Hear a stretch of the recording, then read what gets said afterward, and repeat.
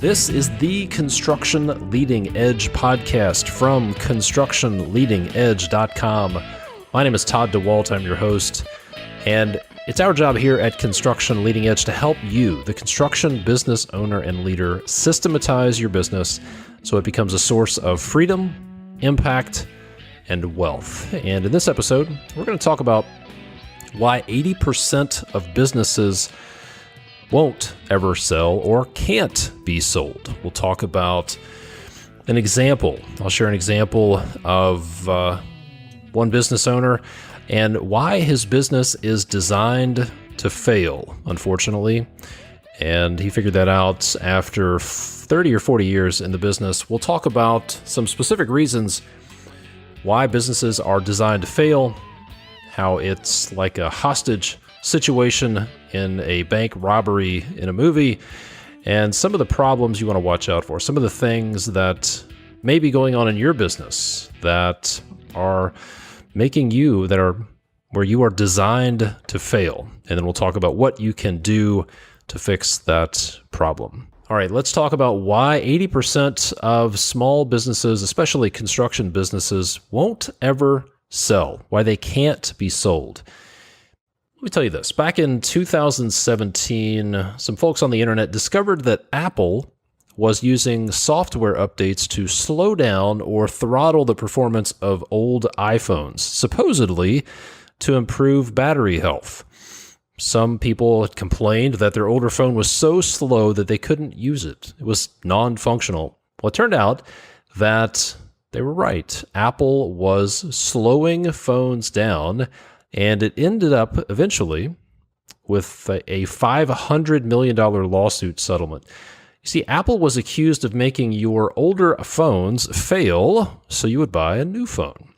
This is when the term planned obsolescence came to the forefront of the tech world. Planned obsolescence is a way of designing a product to become obsolete after a certain amount of time. In other words, the product is designed to fail.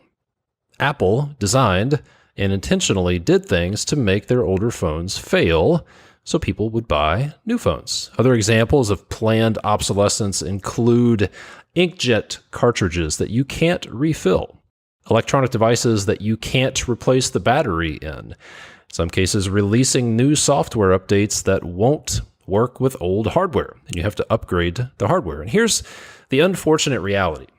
Most small construction businesses have unintentionally planned obsolescence. They have unintentional planned obsolescence.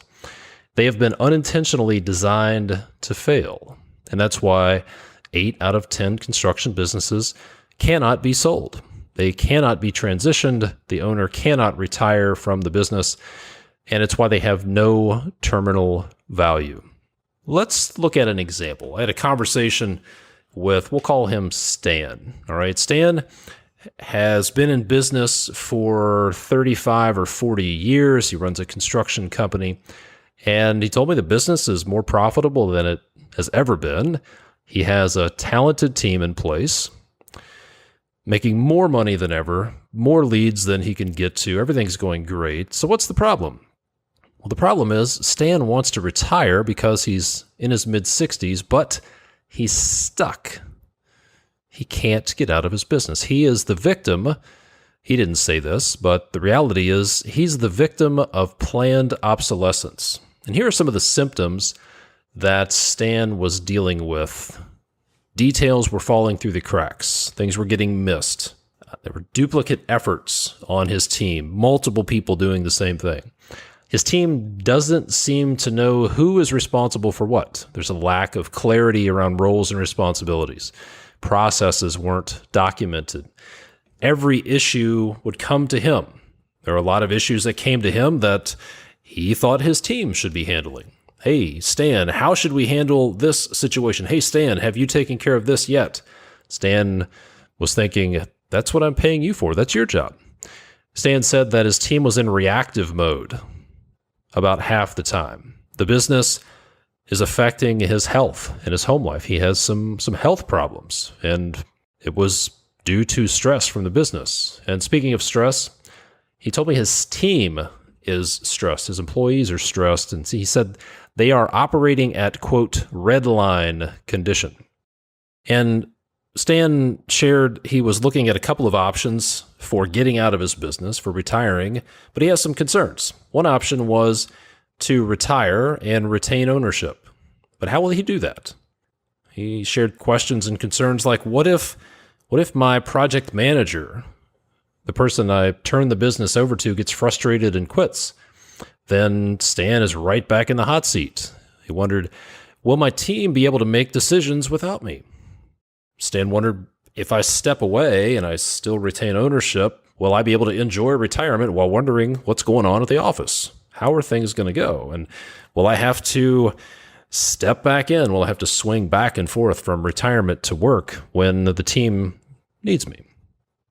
The other option he was considering was to sell the business, to be able to sell the business someday. But the reality is he's so involved in the day-to-day that it won't run without him. And most business acquisitions, most transactions involve owner financing, where the owner agrees to finance a significant portion of the price. And that's how people can do it, which means Stan would be on the hook for this business, and he would still be financially responsible to some degree. And he was concerned about selling it and then stepping away, only to have to step right back in to right the ship, because his retirement was based on the health of the business and the new owner's ability to pay him. That's where his wealth was going to come from. Worst case was Stan steps away from the business, things don't go well, and it goes away. And Stan would be stuck in this worst case scenario where this business that he worked for 30 years has no terminal value, and it's gone. He's not getting paid because the business doesn't exist, and he has to start all over. So why do I say that Stan is a victim of planned obsolescence? How did he design his business to fail? Well, it's because the business was never designed to be a sellable asset from the beginning. It was never designed to have terminal value. You see, like most small businesses, it was designed around Stan. Stan started the business, and he was doing everything himself at the beginning and continued to hire people to help him, and the business ran around Stan. It was really designed with Stan as a big part of the machine, maybe even the engine on the machine. It was designed to fail without him. There's no way it could ever succeed. Now, very few business owners would say, yes, I have designed my business to fail without me. But if you really think about it, that's what's happening. There's no way the business can run without Stan. It's sort of like in the movies. You've probably seen a movie where there's a hostage situation in a bank lobby, and there are bad guys with masks on, and they strap a bomb vest on a hostage, and they put a detonator in that hostage's hand, and they say, if you let go of this detonator, everything blows up. Well, that's how Stan's business is. He's a hostage, and he feels like if he lets go of it, he's afraid it's going to blow up. So I'm curious, does that sound familiar to you? Do you feel like if you step away from the business, things are going to blow up? Do you feel like if you let go of the handle a little bit, things are going to blow up? You're not alone. But that could be an indication that you have an issue. So here are a few mistakes that Stan made and how he unintentionally made his business impossible to sell. Here's how he unintentionally designed his business to fail. So listen to this list and see if any of these resonate with you. One thing, we'll just go over a few of them. One is that all of the intellectual property is locked away in his head. Every process is locked away in his head. How to find customers, how to qualify leads, how to estimate, how to sell, how to build relationships with architects and engineers, how to design, the process for building something, how to schedule a project. relationships with subcontractors, how to hire people, how to negotiate, all of that intellectual property, everything that makes Stan's business successful is locked away in his head. Which means when there's a question about, hey, how do we do something? Then everybody on Stan's team has to call Stan. If there's a decision to be made, what do? They call Stan. If there's some sort of tough call that needs to be made, if there's a conflict, if there's an issue with a customer, if there's an issue with a trade partner, if there's an issue about money, they have to go through Stan. That's why Stan's phone rings all the time. If you're in that situation, maybe that's why you're looking at hundreds of notifications every day, co-construct notifications or builder trend notifications, texts, phone messages. Maybe that's if somebody calls you and they hear this message that the voicemail box of the number you have called is full and cannot take any more messages. That's a symptom that you got a problem, that everything is going through you. See, if the business can't operate without Stan, if you extract Stan and the wheels fall off and the business can't run, then it is not sellable because investors want to buy a business. They don't want to buy a glorified job. Private equity groups, investors are looking at a business much like a piece of real estate. They want to buy the real estate. They want to get the returns on investment. Very few real estate investors buy multifamily buildings, commercial real estate, so they can go and change light bulbs and do janitorial stuff and push snow out of the parking lot. Okay, they're not looking at it as, oh, here's an opportunity for me to be a technician. They want returns on investment. That's how investors are looking at your business. They don't want a job. They want an investment that will yield returns. Hey, it's Todd. We'll get back to the episode in just a minute, but let me ask you something. Have you ever signed a contract and then everything starts to feel a little bit chaotic? Questions fly around like, who's ordering what? When does the job actually start? Is the team ready? Did anybody order this material? Has this been approved yet? Project starts to feel like a fire drill, right? Well, the biggest problem in most construction businesses isn't a lack of effort. It's not the people. It's not the projects. It's not the clients. It's not you. It's the gaps in your process. Gaps where details fall through the cracks, where nobody's sure what to do, who's doing what, when it gets done, and you, the owner, end up filling in all those gaps, right? When there are questions, who they got to call? If there's a problem, it's going to land in your lap. And the biggest gap is pre-construction. And the solution is simple. Nailing the handoff from sales to construction. Nail the handoff from the office to the field. Your projects are like a relay race, and there's a baton that needs to be handed off. Nailing the handoff is a well-designed pre-construction process that closes those gaps, eliminates the chaos, and gives you back control.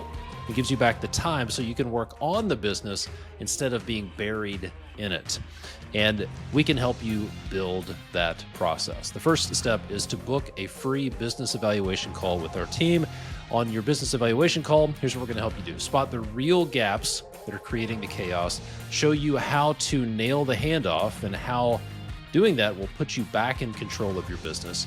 We'll even uncover some of the hidden profit that's already in your business. And if it makes sense, we'll talk about how we can help you build a business that runs without you. Click the link in the show notes to schedule your call.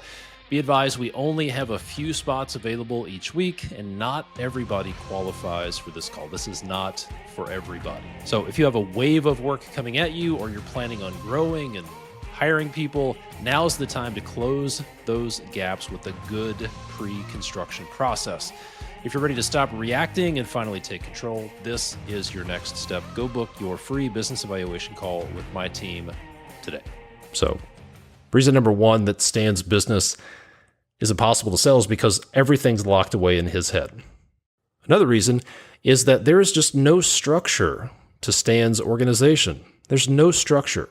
There's nothing that clearly defines who does what, who reports to who manages whom. There are no roles and responsibilities. When people hire into Stan's company, they probably don't have any idea what they're supposed to do. They don't know what winning looks like. There are no processes. There are no systems. And as a result, everything goes through Stan. If Stan had an organizational chart, then it would look like this. So picture this, a circle in the middle with Stan's name in it, and then this spider web of lines connected to everybody. And everybody goes through Stan. Stan's in the middle. Everybody goes to Stan. Every subcontractor, every vendor, every customer, every employee all goes through Stan. They all report to Stan. And not surprisingly, Stan is overwhelmed. So if that is the structure of the business, then it is designed to fail without Stan. Here are a few other reasons a lot of small construction businesses are not sellable. Why some would say 80% of construction businesses are not sellable. There's just no profit. A business that's not profitable is not sellable, period. You see, business valuations are based on two acronyms: EBITDA, earnings before interest, taxes, and depreciation and amortization. And the other one is SDE, seller's discretionary earnings, profits, basically. Business valuations are not based on that much on assets, not based that much on, I guess real estate does play into it, but if you want to sell your business, if you really want to increase the value, the terminal value of your business, there has to be profit in there. So for example, if a company is doing, say, $2 million in revenue, but their net profit, their EBITDA, is only $50,000 a year, then that business is worth about $150,000 to $200,000, if it's even sellable, if the structure is in place, but just based on valuations, that's what it's worth. So what happens in this case? If there's no profit in a business, that owner is not going to be able to sell the business. They're stuck working in the business, paying themselves a salary. If this is you, you'll be stuck working in the business, not having a whole lot to show for it, paying yourself a salary maybe until you close the doors, quite frankly, because if there's no profit, the business just isn't going to be sellable. Another reason that businesses aren't sellable is because the business isn't worth what you need in order to exit the business, right? So another reason a business isn't sellable, it's not because somebody won't buy it, but the owner, let's say if this is you, the business just isn't worth what you need in order to exit the business, in order to have a retirement, for example. So in this case, the business, the value's not there, so you're not able to sell the business. So you end up just staying in the business. You see, a lot of business owners base the value of their business, their sale price, on their needs, not based on reality, not based on what the business is worth, but they base their selling price on what they need to retire, what they need to do next. They're not basing it on value. They're not basing it on what the business is actually worth. They come up with some number they need to retire or some number that they need to exit the business that has nothing to do with how much the business is actually worth. And then in this case, unfortunately, most people in this situation don't innovate. They don't market. So the business just continues to stay flat, maybe goes downward. Maybe they lose good people, lose market share, numbers start to turn downward. And at that point, they have a losing business. And nobody wants to buy it at any price. And typically, in that case, they're forced into selling for pennies on the dollar, selling their assets off, closing their business, maybe even worse, having to file bankruptcy. Here's another reason a business is not sellable. It goes back to this. When you get on a plane, what is one of the first things that the flight attendants explain to you? They explain to you how to get off the plane. They'll tell you how many exits there are, where the exits are. If you're in a movie theater and the lights are all off, the movie's playing, what are the only lights that are still on during the movie? They're the exit lights, showing you how to get out. The reason I bring that up is because most businesses are not sellable because there's no exit plan. They don't know where the exit is. They have no idea how to get out of the business. There's A big focus on how to get into business, how to become a business owner, how to start a business, but not enough focus on how to get out of it. Too many business owners just go along month after month, year after year with no plan, no exit strategy in sight. They are just hoping that things will work out. And I heard somebody say this recently, that they're hooked on hopium. They're taking hopium. Hopium is their drug. And let me tell you, hope is not a strategy. In some cases, they don't have a strategy, so they just bounce from idea to idea. Maybe I'll set up an ESOP. Maybe I'll hold on to it. Maybe I'll sell it to an employee. Maybe I'll sell it to a private equity group. Maybe I'll sell it to a competitor. They just bounce from idea to idea, never making a plan, never picking one or a couple of strategies that they're going to focus on. And the Stoic philosopher Seneca said this, quote, "If a man knows not to which port he sails, no wind is favorable." In other words, if you don't know where you're going, if you don't have a destination, then no wind is going to be favorable. This is classic left to right thinking. This is what I call it, left to right thinking. Just taking it day by day, month by month, year by year, doing the best you can with what you've got, with no destination in mind. Nothing on the right side of the page that you're working for. This happened to Chris a few years ago. He had a small business that he had been working on and growing for several years, bought a piece of property, bought an office, bought a shop, and was moving in a direction, kind of taking it day by day, week by week, month by month. And then all of a sudden just decided to move to a different state and just shut his business down, and had nothing to show for all of those years of business except for some debt. So not having a plan, not finding the exits early on in the process is a big mistake. And then the last mistake I want to tell you about is starting too late. Starting the exit planning too late. The reality is succession planning takes several years, whether you want to transfer the business to a family member, to a key employee, or if you want to sell it to a third party. It takes several years to put things in place, and too many people just wait until it's too late to make a plan. They think, well, I'll just wait and we'll figure it out when we'll get there. We'll wait and see. And then they're left with few options. Maybe they have a health issue or something changes and they need to get out of the business quickly for health reasons, financial reasons, stress reasons, whatever the case may be. And they just don't have many options. And they're left with a couple of options: sell the business at a discount, sell the assets, or in most cases, just shut it down. So what should you do? Those are the mistakes you want to avoid. What should you do? Well, here's a story about Tom Watson. He's the founder of IBM, and this is an excerpt out of the book, The E-Myth Revisited: Why Most Small Businesses Don't Work and What to Do About It, by Michael Gerber. If you haven't read this book, I highly recommend it. When Tom Watson was asked to what he attributed the phenomenal success of IBM years ago, this is what he is said to have answered with. Quote, "IBM is what it is today for three special reasons. The first reason is, at the very beginning, I had a very clear picture of what the company would look like when it was finally done.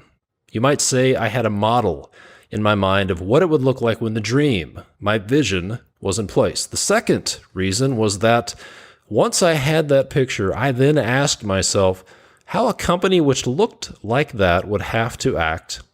I then created a picture of how IBM would act when it was finally done. The third reason IBM has been so successful was that once I had a picture of how IBM would look when the dream was in place and how such a company would have to act, I then realized that unless we began to act that way from the very beginning, we would never get there. In other words, I realized that for IBM to become a great company, it would have to act like a great company long before it ever became one." I'll say that again. That bears repeating. I realized that for IBM to become a great company, it would have to act like a great company long before it ever became one. From the very outset, IBM was fashioned after the template of my vision, and each and every day we attempted to model the company after that template. At the end of each day, we asked ourselves how well we did, discovered the disparity between where we were and where we had committed ourselves to be, and at the start of the following day, set out to make up for the difference. Every day at IBM was a day devoted to business development, not doing business. Every day at IBM was a day devoted to business development, not doing business. We didn't do business at IBM. We built one. So that is what right to left thinking sounds like. Start with the vision in mind. Start with the end in mind.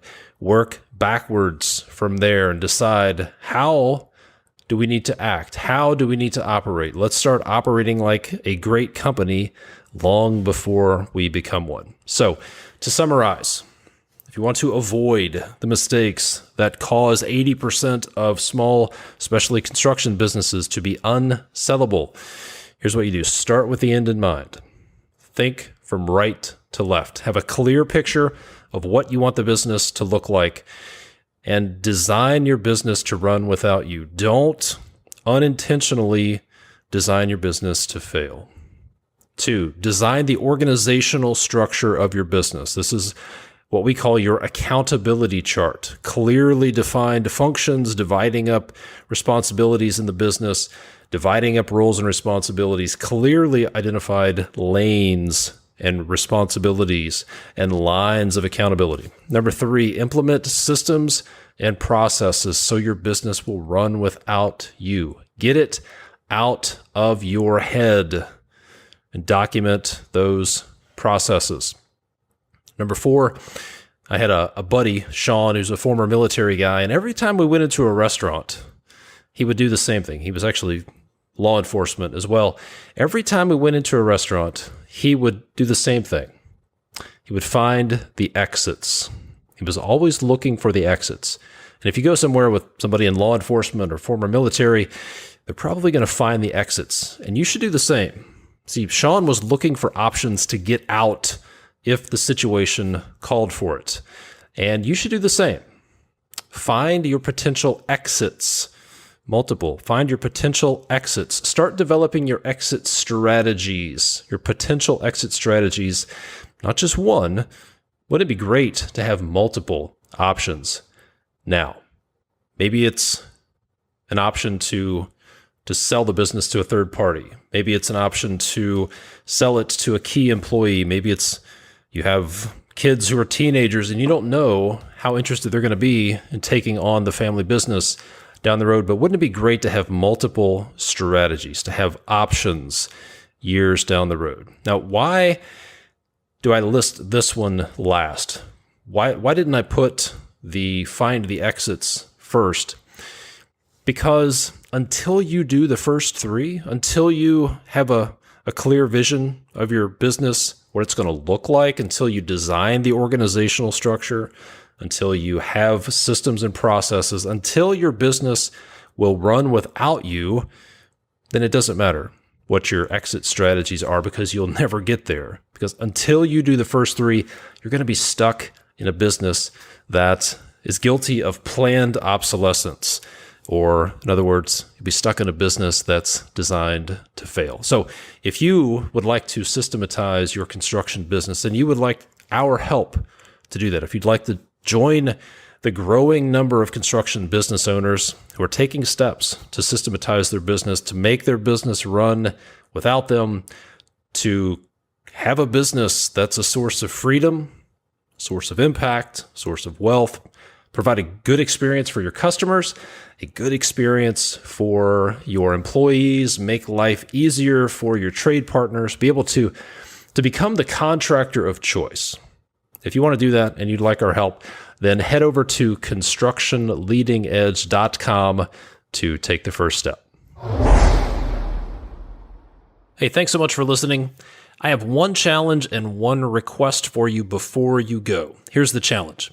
What is your 5-minute action item from this podcast? In other words, what is one thing you want to implement in your business or on your projects that will take you 5 minutes or less? My challenge for you is to create an action item as soon as this podcast is over and do it. Send yourself a text, send yourself an email, put it in your planner, write it down in your unicorn journal, whatever it is, but take action on something from this podcast episode so you get some real value from it. Now, here's the request. If this podcast has been valuable to you, please leave a rating and a review. Here's how to leave a review on Apple Podcasts on your iOS device. Number 1, open up the Apple Podcast app. Number 2, go to the icons at the bottom of the screen and choose search. Search for this show, Construction Leading Edge. Be sure to click on the show, not the episode. Then scroll all the way down to ratings and reviews, and finally click on write a review. These instructions will also be in the show notes. If you could leave a rating and a review, that would mean a lot to me, and it also helps get the word out there to other folks. Hey, it's Todd here. One more thing before you go. Remember, if you're dealing with chaos every day, if you're spending too much time in firefighting, if your whole team is in reactive mode, it's probably not your team, it's not your clients, it's not your project, it's not you, it's the gaps. And the biggest gap is the one between signing the contract and starting the job. That's where the details get missed. That's where the stress begins. And the fix is simple. It's a solid pre-construction process so you can nail the handoff from the office to the field. We want to help you build that out. And the first step is to schedule your free business evaluation call. Click the link in the show notes. We're going to help you identify the root cause of your chaos, show you how to unlock the profit that's already in your business, and we'll lay out a plan to help you nail the handoff. And if it makes sense, we'll talk about what working together looks like. So click the link in the show notes to schedule your call with my team. Be advised, calls are very limited and not everybody qualifies for these calls. So go book your call today, and I'll see you next time.